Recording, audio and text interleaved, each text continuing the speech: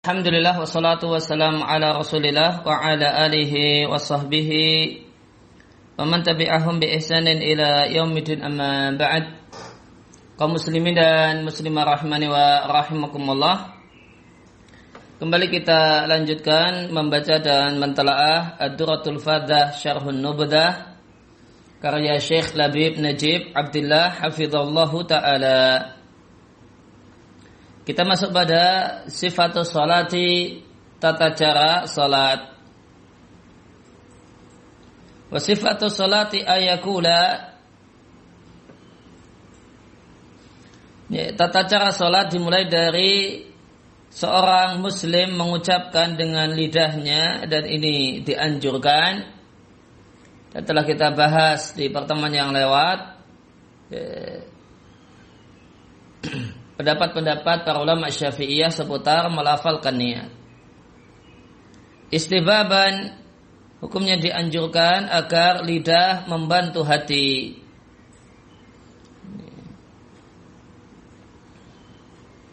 Wa illa, karena sebenarnya mahalun niyati, tempatnya niat adalah al-qalbu, hati. Catatan kaki 1.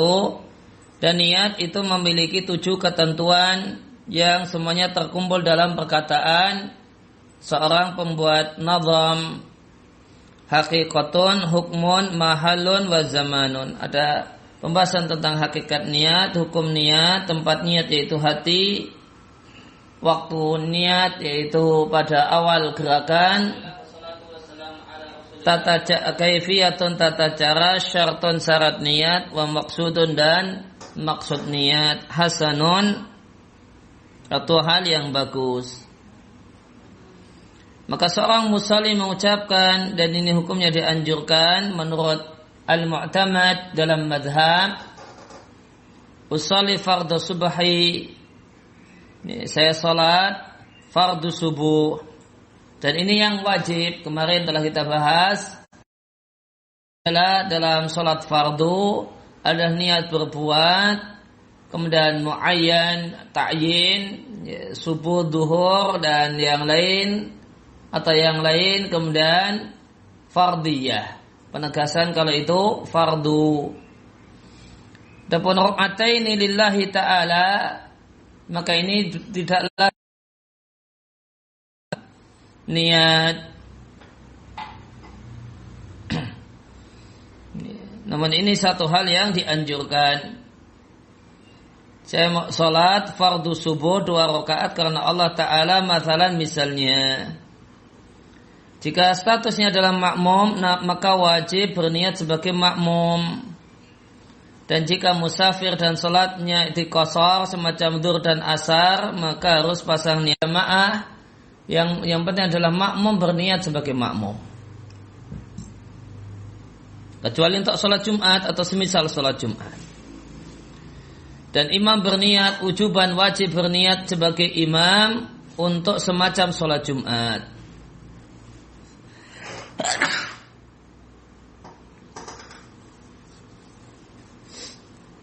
Kenapa harus pasang niat kalau untuk semacam sholatul Jum'ah?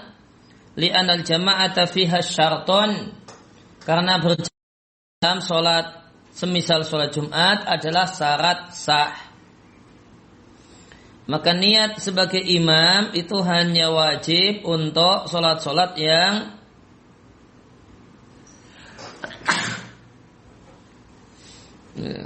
hanya wajib untuk sholat-sholat yang berjamaah. Dalam sholat tersebut adalah syarat sah sholat.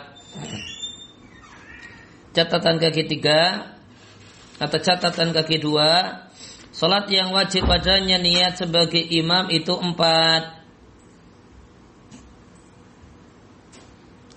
Yang pertama adalah sholatul Jum'ah, kemudian sholat al-mu'adah yang diulangi karena dikerjakan karena untuk lihurmatil waqti, karena untuk menghormati waktu kemudian diulang, maka diulang. Demikian juga yang dinadarkan manakala dikerjakan secara berjamaah. Demikian juga sholat jamak taqdim fil matar karena hujan. Tsumma yaqul, kemudian al-musalli, orang yang salat mengucapkan Allahu Akbar, yang ini statusnya adalah takbiratul ihram. Kemudian membaca doa al-iftitah. Di antara contohnya adalah Allahu Akbar kabira walhamdulillahi katsira wa subhanallahi bukrata wa asila. Wahadi, dan ini adalah ihda siyaghi, di antara atau salah satu redaksi doa iftitah, atau membaca ghairah, redaksi yang lainnya, mimma warada, dari redaksi yang berdalil. Dan dianjurkan membaca doa istiftah untuk semua salat kecuali salat jenazah. Kemudian setelah iftitah membaca ta'awud a'udzu billahi minasyaitonir rajim, yang letaknya setelah istiftah. Dan ta'awud ini juga dianjurkan dalam salat jenazah. Dan dianjurkan untuk semua rakaat, setiap rakaat, lain hanya dengan doa istiftah. Catatan ketiga, maka doa istiftah tidak dianjurkan untuk salat jenazah. Kemudian baca Al-Fatihah, yang dalam mazhab Syafi'i Al-Fatihah dimulai dari Bismillahirrahmanirrahim, waladdallin. Kemudian mengucapkan amin, dan dianjurkan ucapan amin untuk semua orang yang salat, baik dia statusnya imam, makmum ataupun munfarid, orang yang salat sendirian. Dan hendaknya takmin, yaitu bacaan imamnya makmum, itu berbarengan dengan imam. Dan amin adalah isim fi'il amar, maknanya adalah istajib, kabulkanlah.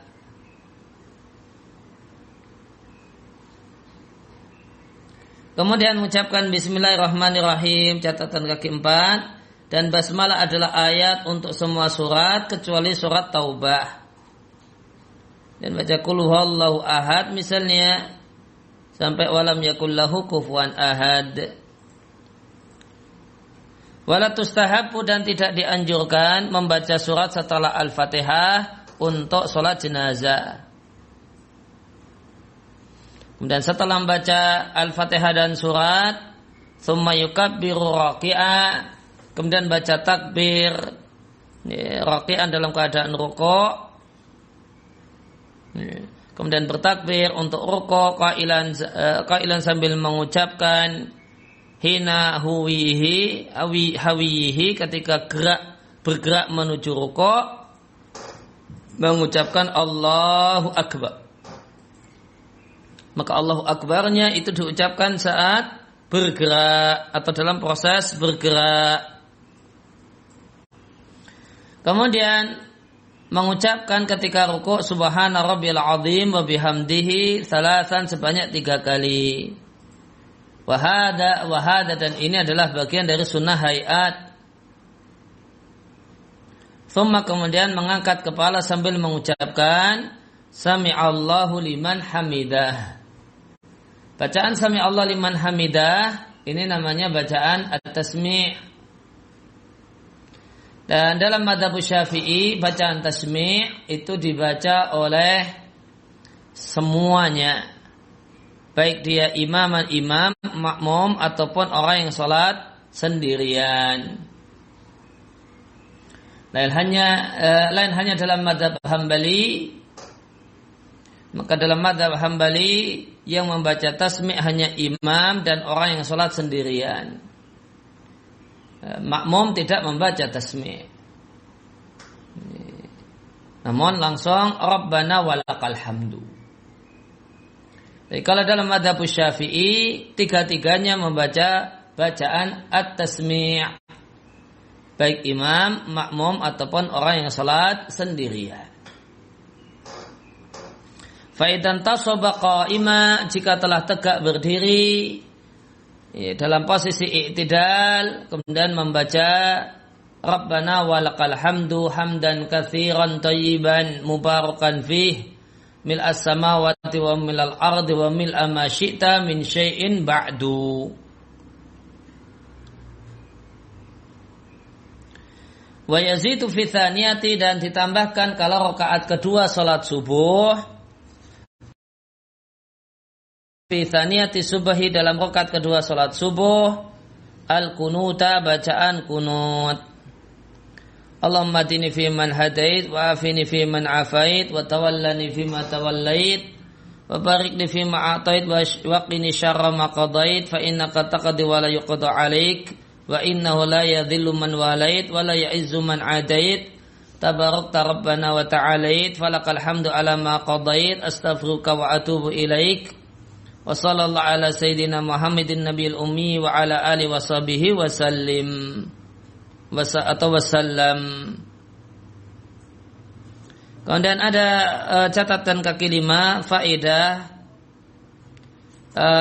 diam yang diperintahkan dalam sholat itu ada 6. Yang pertama adalah as-saktatun, diam sesaat antara takbiratul ihram sebelum membaca doa iftitah.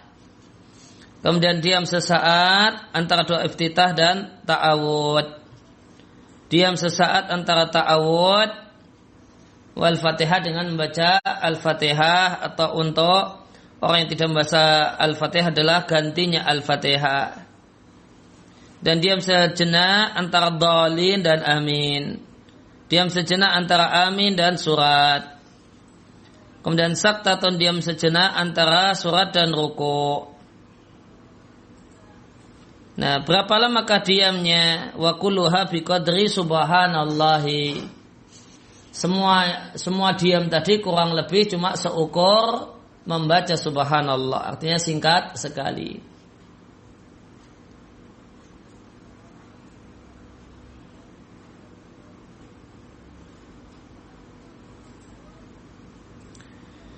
Ila, kecuali diamnya imam antara amin dan surat, maka itu seukur makmum membaca al-fatihah.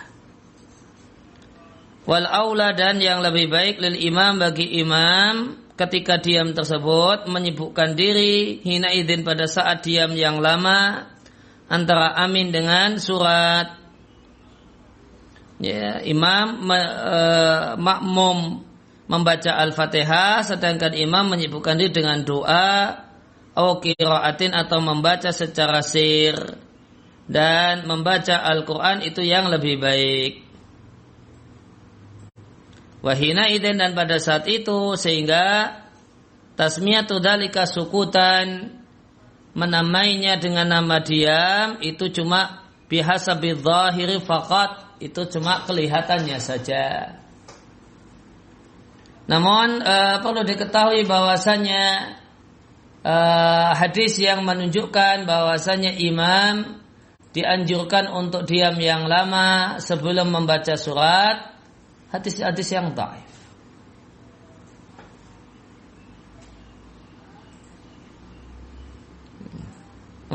Namun kalau di sini disampaikan bahwasanya di mazhab Syafi'i itu dianjurkan. Oleh karena itu, maka bagi, tentu di sini ada bagi imam, ada bagi makmum. Kalau bagi imam, maka yang lebih tepat dan yang terbaik dalam hal ini tidak diam yang lama. Namun seandainya dia diam yang lama karena mengikuti al-madhhab, maka dan sebatas itulah yang dia ketahui, maka tidak mengapa. Sedangkan bagi makmum, jika dia mengetahui ada imamnya yang mengamalkan hal ini, maka hendaklah dia manfaatkan untuk membaca Al-Fatihah. Jika tidak, maka jika imamnya tidak melakukan hal ini, maka waktu untuk membaca Al-Fatihah bagi makmum itu bebas. Bisa saat imamnya baca surat, bisa membarengi imamnya baca Al-Fatihah.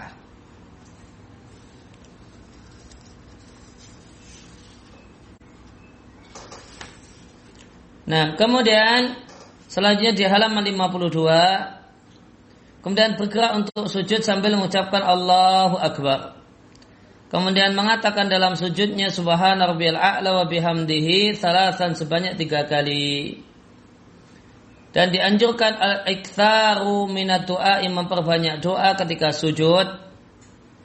Kemudian mengangkat kepala dari sujudnya sambil mengucapkan Allahu Akbar. Tsumma yajlisu, kemudian duduk di antara 2 sujud. Kemudian sujud yang kedua seperti sujud yang pertama. Tsumma yarfa'u minas sujudi, kemudian mengangkat kepala dari sujud yang kedua karena ini rakaat kedua. Wa yajlisu litasyahudi, dan duduk untuk membaca bacaan tasyahud. Wa yaqra'uhu, dia membaca bacaan tasyahud, wa sighatuhu, dengan redaksi sebagai berikut. At-tahiyatul mubarakatus salawatut thayyibatu lillah. Assalamu alayka ya Nabi wa rahmatullahi wa barakatuh. Assalamu alayna wa ala ibadillahi salihin. Asyhadu an la ilaha illallah wa asyhadu anna Muhammadar Rasulullah. Thumma yusalli ala nabiyyi idza kana tasyahudul awal. Ditambah salawat Nabi jika itu tasyahud pertama. Allahumma salli ala Muhammadin. Wa ila, jika bukan tasyahud pertama non tasyahud yang kedua, maka salawat Nabi wa alal alil kiram ditambah plus keluarga Nabi yang mulia di tasyahud akhir. Alamat taqaddama tafsiluhu, sebagaimana telah lewat rinciannya. Kemudian mengucapkan Allahumma salli ala Sayyidina Muhammadin. Ya Allah, sanjunglah junjungan kami Muhammadin Muhammad. Kenapa ditambahkan Sayyidina? Mura'atan lil adabi, dalam rangka memperhatikan adab dan sopan santun dengan sang Nabi. Di catatan kaki 1 disampaikan oleh Al-Alama Ar-Ramli di Nihayatul Muhtaj. Beliau katakan wal afdal, yang terbaik, al-ityanu bil lafzi siyadati, membaca lafaz Sayyidina sebagaimana dikatakan oleh Ibnu Dhahirah dan Sarahabi Jam'un, ditegaskan oleh sejumlah ulama Syafi'iyah. Wabihi, dan inilah yang difatwakan oleh Asy'arih, yaitu Jalaluddin Al-Mahalli. Kenapa ini yang afdal? Alasannya li'anna fihi al-ityana bima umirna bihi, karena dengan membacanya berarti kita melaksanakan apa yang diperintahkan kepada kita. Wa ziyadatul ikhbari bil waqi'i, ditambah mengkabarkan realita bahasanya beliau adalah sayyid kita. Alladhi huwa adabun, yaitu merupakan bentuk adab. Fawa afdalu min tarkihi, maka itu yang lebih utama daripada meninggalkannya. Maka kita lihat para ulama Syafi'iyah menilai bahasanya tambahan Sayyidina ini mimbaf afdaliyah, hal yang dianjurkan, bukan sebuah keharusan. Artinya seandainya orang tidak mengucapkannya karena mengikuti redaksi hadis yang ada, maka tidak mengapa. Muhammadin, Muhammad abdika wa rasulika nabil ummi, wa ala ali sayyidina Muhammadin wa aswaji wa dzurriyyati kama shallaita ala Ibrahim wa ala ali Ibrahim fil alamin innaka Hamidum Majid. Wa barik ala sayyidina Muhammadin wa ala ali sayyidina Muhammadin wa aswaji wa dzurriyyati kama barakta ala Ibrahim wa ala ali Ibrahim fil alamin innaka Hamidum Majid. Maka di sini kita lihat redaksi salawat dari matan An-Nubdah yang Sayyidina cuma untuk Nabi kita Muhammad sallallahu alaihi wasallam, tanpa untuk Nabi Ibrahim. Kalau Nabi Ibrahim tanpa Sayyidina. Kemudian berkenaan dengan nama Allah innaka Hamidun, maka Hamidun itu mengikuti wazan fa'ilun, Dan wazan fa'ilun itu memiliki dua kemungkinan. Terkadang fa'ilun itu maknanya fa'ilun, dan terkadang fa'ilun itu maknanya maf'ulun. Sehingga di sini disampaikan imma boleh jadi fa'ilun di sini maknanya maf'ul, ya, ay mahmudun, karena Allah adalah zat yang memuji dirinya sendiri dan dipuji oleh para hamba-hambanya. Yang kedua, atau fa'il di sini maknanya fa'il, karena Allah itu memuji perbuatannya sendiri dan amal taat hamba-hambanya. Majid dari kata-kata al-majdu. Al-majdu maknanya adalah asyaraf, kemuliaan, warifah dan ketinggian, wa karamu dzat, mulianya zat dan mulianya perbuatan. Di antara perbuatan Allah yang mulia adalah kathratul ifdal, banyak memberi nikmat dan karunia.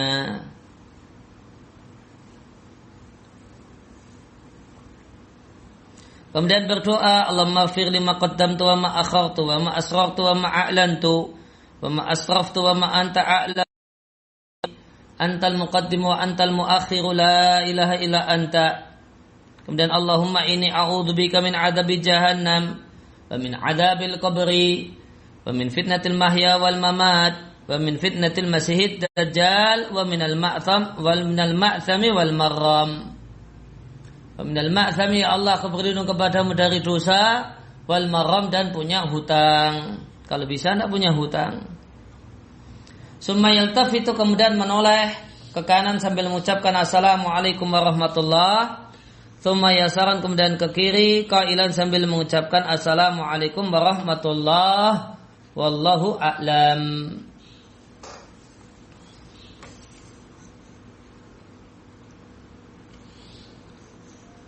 Yaitu gambaran tata cara salat dalam mazhab Syafi'i.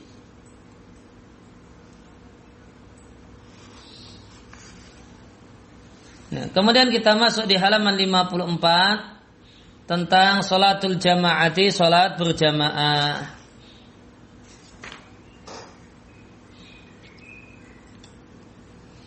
Maka tentang hukum salat berjamaah, dalam mazhab Syafi'i ada 3 pendapat.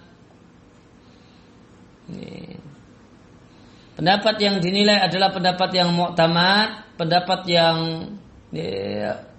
resminya mazhab adalah pendapatnya Al-Imam An-Nawawi yang mengatakan bahasanya salat berjamaah bagi laki-laki hukumnya fardu kifayah.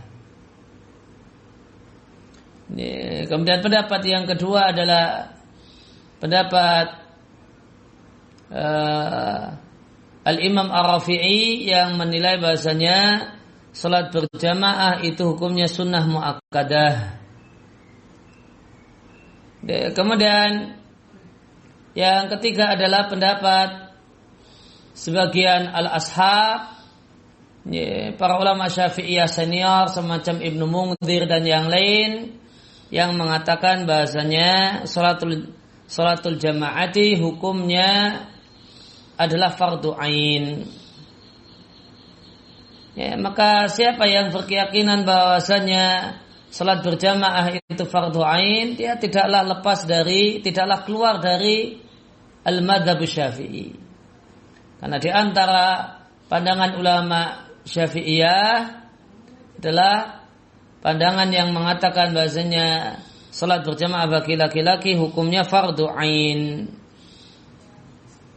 Dan di sini yang disampaikan di matan adalah pendapat yang mu'tamad dalam mazhab, yaitu fardu kifayah.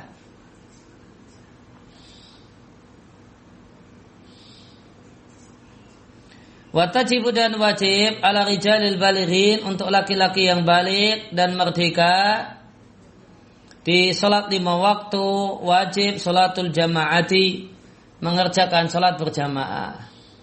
Alal kifayati, dan wajibnya adalah fardu kifayah.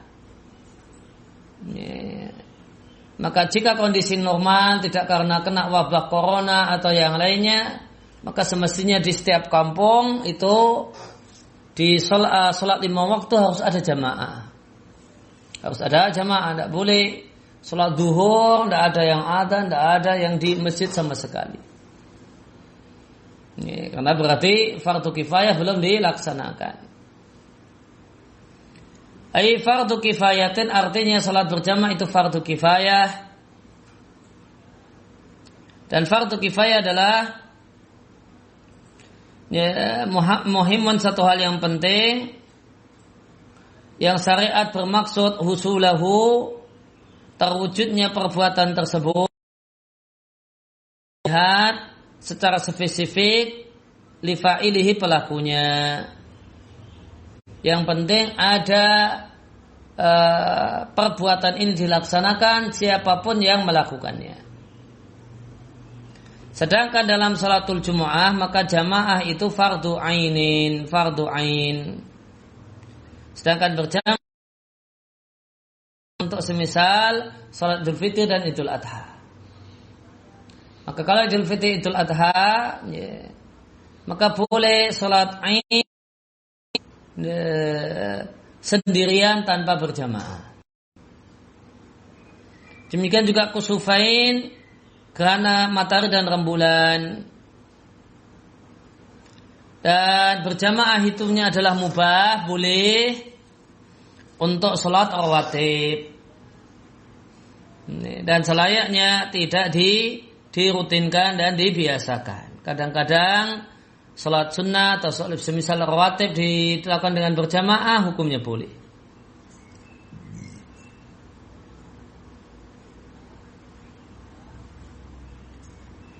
Nah, fardu kifayah ini fi kulli mahalin, di setiap negeri atau di setiap daerah.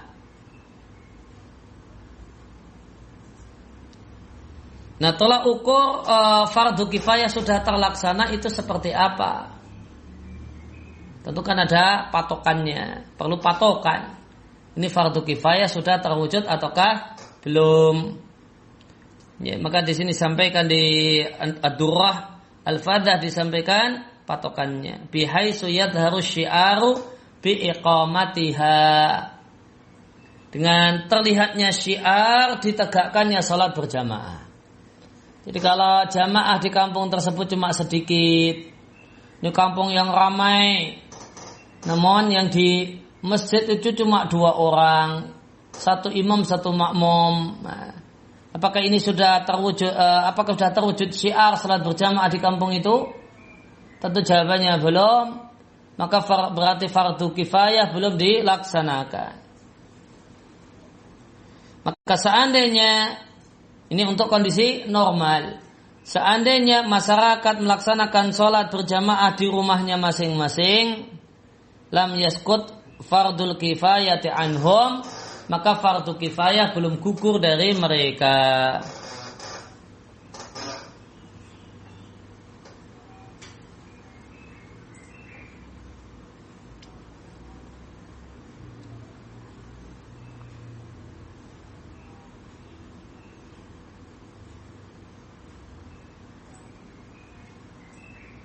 Nah, kemudian berkenaan dengan hal ini tentu ada mendapatkan pahala salat berjamaah, kemudian mendapatkan rakaat bersama imam, itu tolak ukurnya beda-beda. Wa tudraku, dan didapatkanlah jami' semua, berarti utuh ini, semua keutamaan salat berjamaah, artinya utuh, pahala jamaah utuh itu didapatkan biidrakil imami, dengan mendapatkan imam qabla taslimatil ula, sebelum salam pertama. Jadi Allahu Akbar takbiratul ihram dalam keadaan dengan niat jadi makmum, dalam keadaan imam belum mengucapkan salam pertama. Itu dalam mazhab Syafi'i, orang yang telat ini dapat pahala jamaah utuh. Bahkan walau lam yaqa'ud ma'ahu, meskipun syahud bersama imam. Jadi telat datang ke masjid, imamnya sudah tasyahud akhir, kemudian dalam posisi tegak berdiri Allahu Akbar, baru selesai Allahu Akbar, belum duduk, itu imamnya salam, Assalamualaikum. Nah, maka dalam mazhab Syafi'i si makmum masbuk ini mendapatkan pahala sholat berjamaah utuh. Jami'u fadilatil jama'ati. Wa amal jum'atu, adapun sholat Jumat, maka tidaklah didapatkan fatudrak, maka didapatkan syaratnya bi raka'atin, mendapatkan 1 rakaat bersama imam. Artinya telah gabung bersama imam sholat Jumat sebelum imam mengangkat kepala dari rukuk di rakaat kedua. Kalau dapatnya setelah itu dapatnya i'tidal bersama imam di rakaat yang kedua, maka makmum masbuk ini ikut gabung takbiratul ihram dengan niat sholat duhur, tidak dengan niat sholat al-jumu'ah, karena dia tidak mendapatkan Jumat bersama imam. Nah, setelah imam salam, dia berdiri sholat 4 rakaat sholat duhur. Wa aqalluha, dan minimal salat jamaah, yaitu jamaah fi ghairil jumu'ati, untuk selain salat Jumat adalah 1 imam 1 makmum. Wa kasratul jam'i, dan banyaknya makmum itu dianjurkan illa fi suwarin, kecuali dalam beberapa kasus.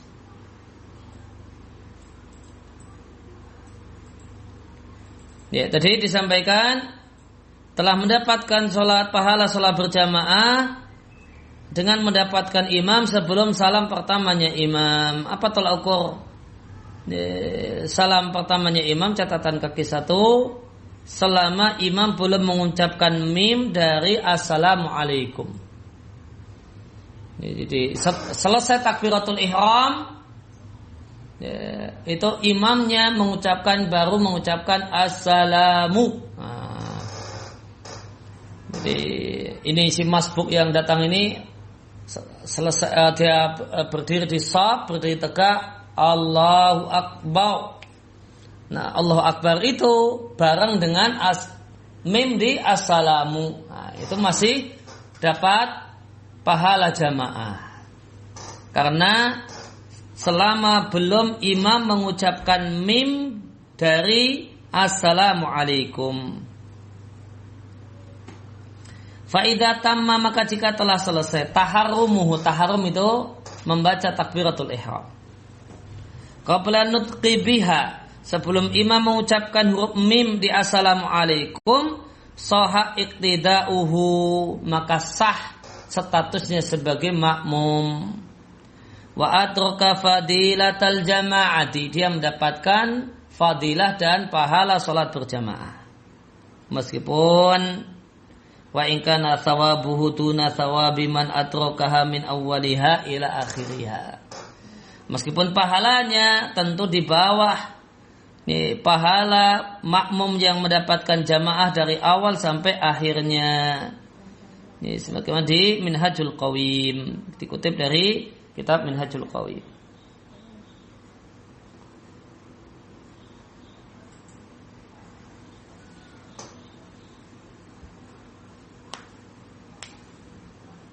Ya, kemudian tadi makmum yang banyak itu dianjurkan kecuali dalam beberapa kasus. Kita lihat catatan kaki 2. Jadi memilih masjid yang jamaahnya ramai itu dianjurkan kecuali dalam beberapa kasus. Yang pertama atau diantaranya,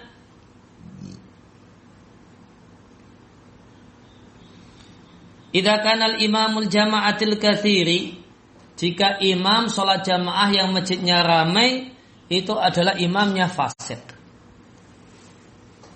Yang masjid yang lainnya yang jamaahnya sedikit, imamnya muslim yang taat, maka lebih baik ikut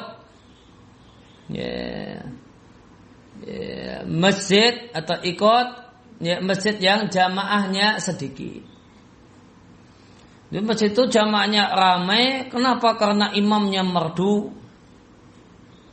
Ya, namun imam yang merdu ini dia sekaligus penyanyi dangdut misalnya, dangdutnya dangdut koplo lagi. Nah, dia jadi imam, suaranya merdu sekali, orang ramai mengikutinya, jadi makmumnya karena keindahan suaranya. Nah, di sini imamnya polos-polos saja, jamaahnya sedikit, namun dia adalah seorang muslim yang taat. Pilih mana? Maka kata Syafi'iyah, pilih yang jamaahnya sedikit, imamnya tidak fasik, daripada jamaahnya banyak namun imamnya fasik. Yang kedua, atau ya ta'allatu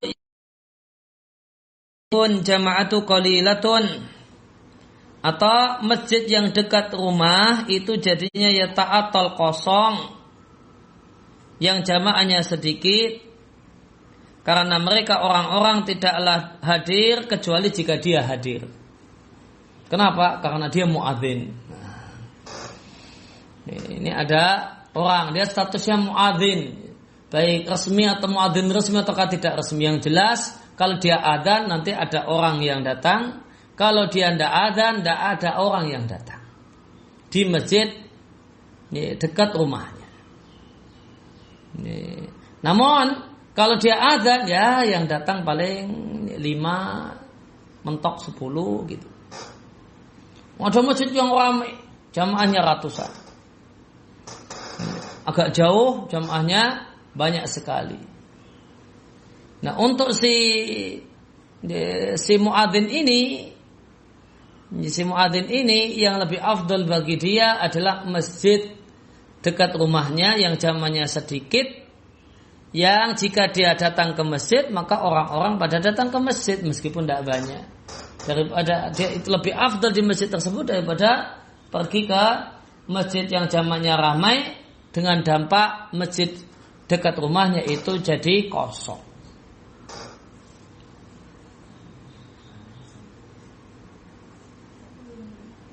Kemudian yang ketiga, kana mahallu jama'atil katsirati, atau masjid yang jamaahnya banyak itu masjidnya buniya min subhatin, dibangun dari subhat,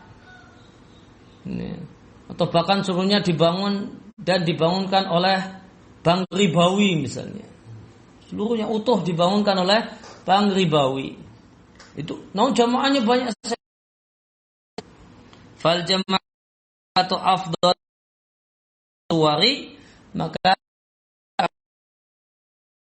yang jamaahnya sedikit afdal. Ada dua macam-macam, namun itu utuh dibangun sama bank ribawi. Ini ada masjid biasa, masjid jamaahnya sedikit, ya karena bukan masjid yang bagus, yang fasilitasnya wah, secara umum bisa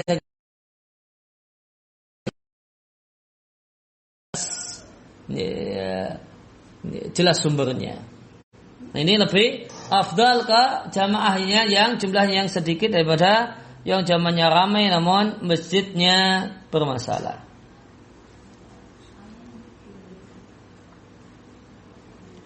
Kemudian kemudian penulis matan menyebutkan wahya, dan syarat bermakmum adalah sebagai berayat tadi ar-rajulu bimra'ati, bermakmum dengan perempuan. Maka tidak sah salatnya laki-laki bermakmum. Lain halnya dengan salatnya perempuan bermakmum sesama perempuan, atau laki-laki atau perempuan bermakmum laki-laki, itu semua salatnya sah. Kemudian yang kedua, al-qari, tidak bermakmum dengan ummi. Ya, qari itu artinya orang yang bisa membaca Al-Fatihah dengan baik dan benar. Itu disebut qari. Dan orang yang pintar qiraah dan mengikuti lagu bayati atau. Nah, yang dimaksud dengan qari dalam fikih salat artinya orang yang bacaan Al-Fatihahnya tepat dan bagus, dan kaidah-kaidah ilmu tajwid. Itu tidak boleh bermakmum bil ummi. Ummi artinya adalah orang yang baca. Allah Ta'ala mengatakan wala tasihu kualitas tahsin yang benar yang disebut dengan makmum biman harfan minha, mengubah satu huruf saja dari Al-Fatihah. Itu orang yang jelek bacaan Al-Fatihahnya yang disebut dengan sebutan ummi.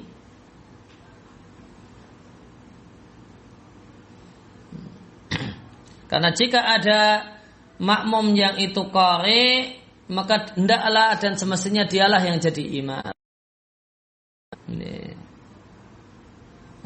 Orang yang ummi yang tidak bisa membaca Al-Fatihah dengan baik dan benar boleh jadi imam untuk orang yang sesama ummi. Batasnya salatul adli, sah salatnya orang yang bertakwa bermakmum kepada orang yang fasik. Kalau tolak ukur sah, maka sah, imamnya fasik itu sah. Meskipun itu kurang afdal, yang terbaik adalah kalau memungkinkan cari imam yang dia orang yang baik agamanya. Dan sah salatnya orang yang baligh bermakmum adalah orang yang hampir baligh.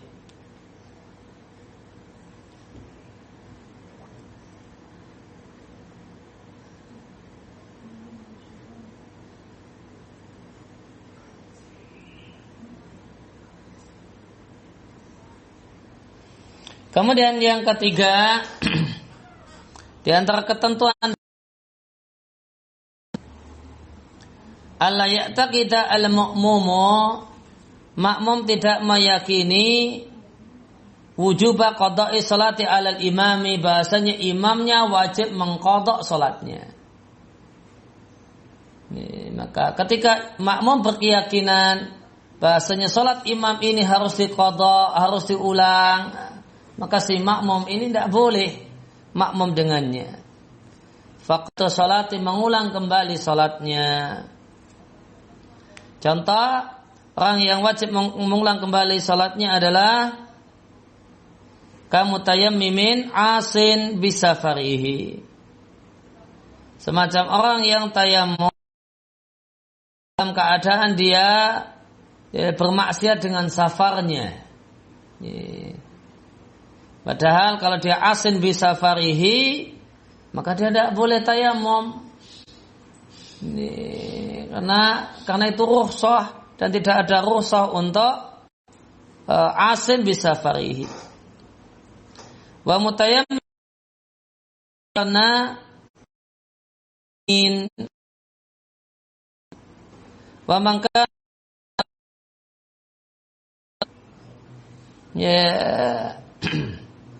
perbannya itu menutupi anggota tayamum. Lianna haula'i, karena tiga orang ini talzamuhum, wajib baginya dalam mazhab Syafi'i, wajib bagi mereka mengulang salat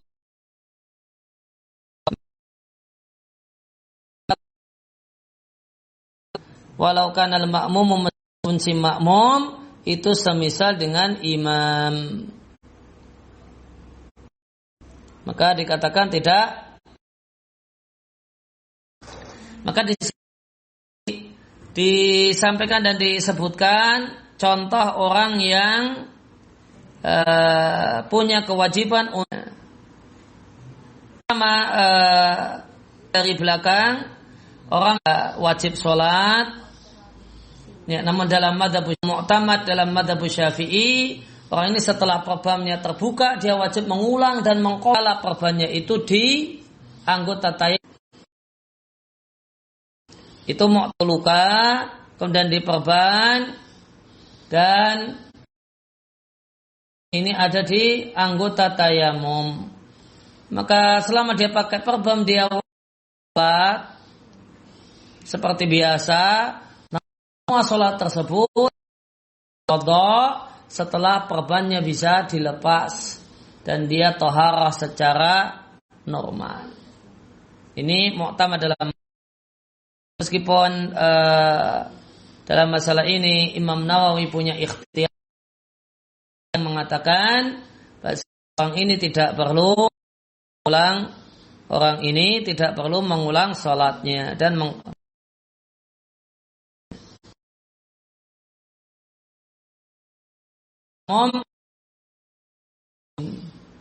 dan khawatir kalau berwudu dalam keadaan dingin akan jatuh sakit. Ini punya kewajiban mengulang salat. Apabila mengqadha salat artinya waktu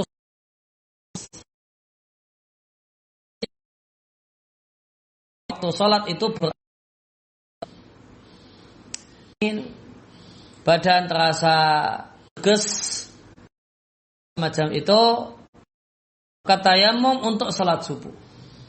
Sedang terasa segar, bisa berwudu, mandi asalkan terhang. Ini namanya i'adah, mengulangi salat. Namun jika pagi misalnya dan atau mandi kemudian adalah orang yang tayamum dengan status asin bisafarihi. Maksiat ketika sama disebut asin bisafarihi, kemudian ada asin fi safarihi. Jogja safar ke Surabaya, ya, mau ketemu pejabat, mau ngasih uang suap, maka status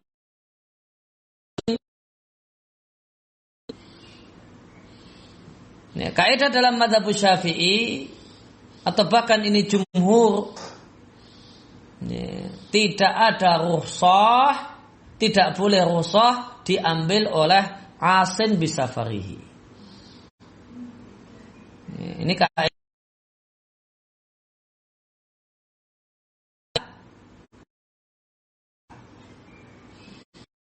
statusnya asin bisafarihi, tidak boleh ya, semua rukhsah, qasar, jamak, tayamum dan yang lainnya. Sehingga orang ini orang yang orang Jogja yang ke Surabaya tadi nanti setelah balik ke Jogja, kemudian yang kedua ada bisnis atau yang lain, ya, ketemu orang selama nostalgia cerita masa SMA, kemudian ngerasani dan menggunjing guru SMA-nya dan sebagainya. Maka itu namanya asin fi safari. Tujuan safarnya mubah, namun dalam safar dia melakukan maksiat. Nah, kalau orang itu asin fi safarihi, ya, masih diperlukan rukhsah yang ada semacam jamak salat atau. Kemudian ketentuan yang keempat,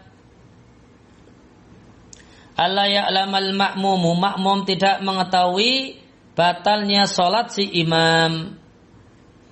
Maka penulis matan rahimahullah ta'ala mengatakan, wala tasihu qudwatuhu, tidak sah bermakmum biman dengan imam, alima yang si makmum ini mengetahui butlana salatihi, kalau salatnya makmum itu batal.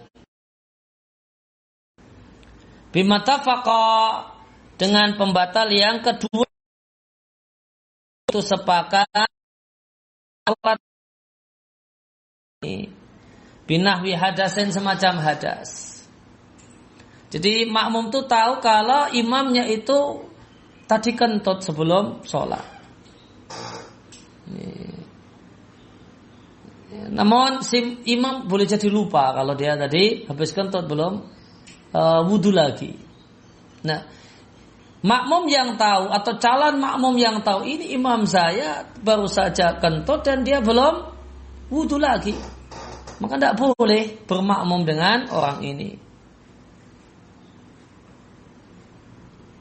Ini kalau ini yang poin bimatafaqa ala butlani sholati bi, keduanya sepakat kalau sholat itu batal karenanya, atau bi'tiqadi dzalika, dengan keyakinan hal itu. Wa ilam yahkun, meskipun tidak memvonis bil butlan batal salat, kakhtilafi fil kiblati, semacam perbedaan pandangan tentang arah kiblat. Maka makmum dan imam ini musafir, ya, bareng naik gunung kemudian tersesat, kemudian mereka tidak sepakat tentang arah kiblat. Ini si A mengatakan sana arah kiblat, si B mengatakan sana arah kiblat. Maka tidak boleh bermakmum. Ya sudah sholat sendiri-sendiri. Yang yakin kiblatnya sana ya silahkan. Yang yakin kiblatnya ke sana ya silahkan. Kemudian au fi thawbaini,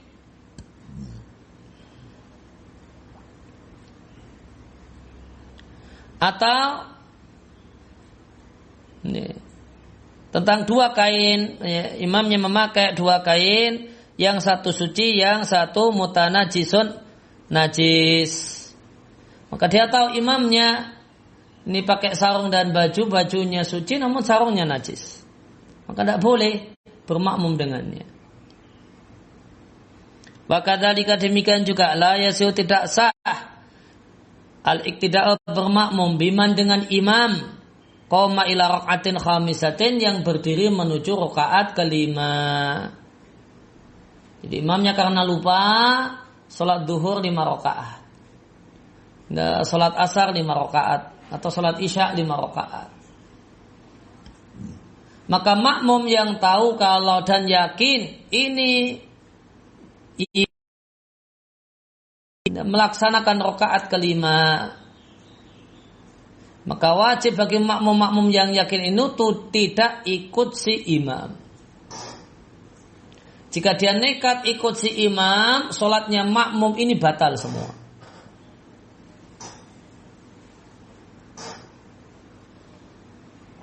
Sehingga sikap yang benar untuk makmum yang tahu kalau ini rakaat kelima, sikap yang benar adalah bal yufariqu imamahu. Dia tinggalkan imamnya, dia niat sholat sendiri.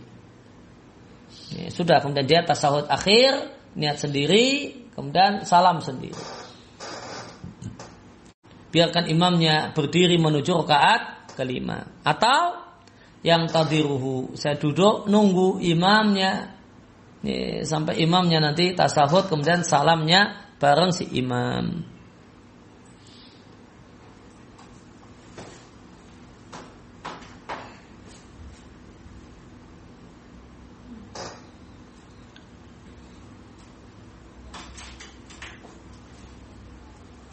Ya, kemudian ketentuan yang lainnya adalah iktida'a, makmum wajib berniat untuk jadi makmum bil imami, dengan imamnya.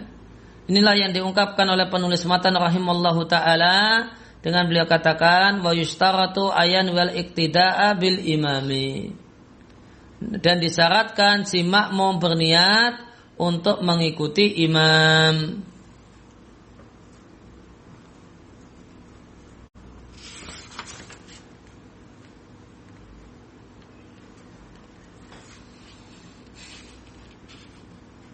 Ya, maka dalam sholat berjamaah yang pokok adalah makmum berniat menjadi makmum. Imam, si makmum tetap dapat pahala sholat berjamaah meskipun imamnya tidak berniat jadi imam. Imamnya berniat sholat sendirian, namun makmumnya berniat untuk jadi makmum orang ini, sedangkan orang itu tidak berniat jadi imam. Makmum tetap mendapatkan pahala sholat berjamaah. Itu yang jadi tolak ukur adalah niatnya makmum. Kecuali tadi di beberapa sholat yang berjamaah di situ hukumnya adalah sebuah persyaratan atau sejenis itu, maka imam harus niat menjadi imam, semacam sholat Jumat, kemudian tadi sholat jamak takdim, kemudian sholat nadar atau sholat yang diulangi dan dengan cara berjamaah. Demikian yang kita baca dan kita telaah kesempatan sore hari ini. Wassallallahu ala nabiyina Muhammadin wa ala alihi washabihi wasallam. Wa ruta'ana alhamdulillahi rabbil alamin. Ada pertanyaan yang